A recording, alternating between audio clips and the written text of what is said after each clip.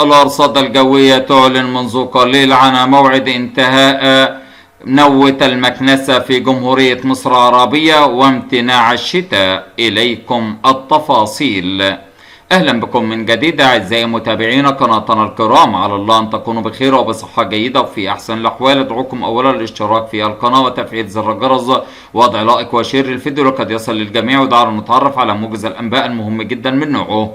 أعلنت الهيئة العامة للأرصاد الجوية منذ قليل عن موعد انتهاء نوة المكنسة الذي ضربت مدينة الإسكندرية وعدة محافظات أخرى أكثر من 10 محافظات. وقد أعلن الدكتور محمود شاهين رئيس الهيئة العامة للأرصاد الجوية منذ قليل إن حالة الجو تبدأ باستقرار بداية من يوم الاثنين اليوم، وتستقر على بعض المحافظات، ويكون هناك شتاء بين خفيف ومتوسط على مدينة الإسكندرية.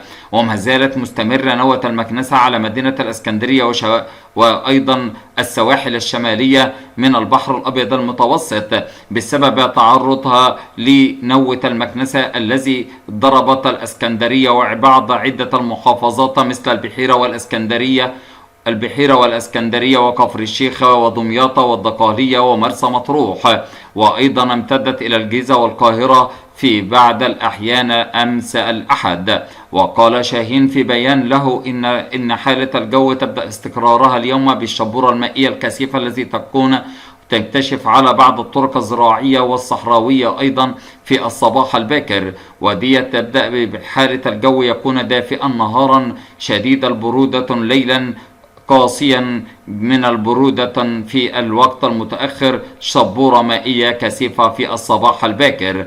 أما عن حالة الجو في مدينة الإسكندرية تكون هناك تشهد بعض السحب المنخفضة والمتوسطة على الإسكندرية والبحيرة وكفر الشيخ ودمياط والدقهلية، وتكون هناك بعض الأمطار الخفيفة بين الخفيفة والمتوسطة الذي ظهرت مع بعض السحب المنخفضة والمتوسطة على شمال وجنوب البلاد. أما هناك بعد الرياح الشمالية الغربية التي تكون موجودة على سلاسل الجبال البحر الأحمر خلال هذه الفترة الحالية.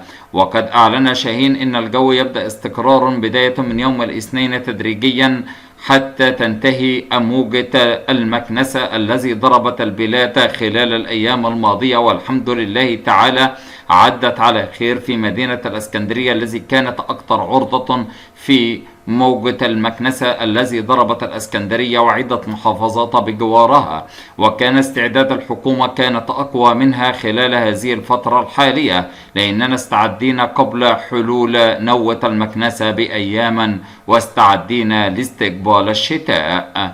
أعزائي متابعين قناتنا الكرام، أشكركم على حسن استماعكم، ولكم مني كل التحية والتقدير. دمتم ودام تقواتكم وإلى اللقاء.